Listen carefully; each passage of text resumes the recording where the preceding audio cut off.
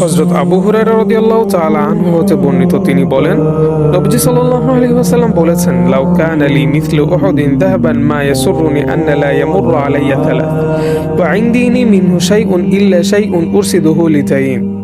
আমার কাছে যদি উহুদ পাহাড় সমান স্বর্ণ থাকে তাহলেও আমি চাইবো না এই সম্পদ আমার কাছে 3 দিনের বেশি থাকুক। তবে হ্যাঁ, সেটা যদি ঋণ পরিশোধের জন্য হয় সেটা ভিন্ন কথা। জুবাইর ইবনে মুতাইম রাদিয়াল্লাহু আনহু হতে বর্ণিত, তিনি বলেন, হুনাইনের যুদ্ধ থেকে ফেরার সময় তিনি নবীজি সাল্লাল্লাহু আলাইহি ওয়াসাল্লামের সাথে চলছিলেন। তার সঙ্গে আরো অনেক সাহাবী ছিলেন। এমন সময় কিছু গ্রাম্য লোক এসে তাকে জড়িয়ে ধরলো এবং কিছু দেওয়ার জন্য পিড়াপিড়ি শুরু করলো।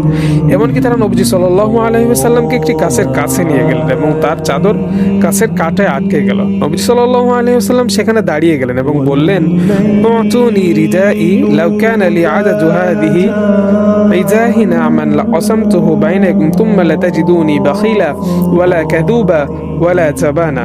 আমার চাদরটি ফিরিয়ে দাও।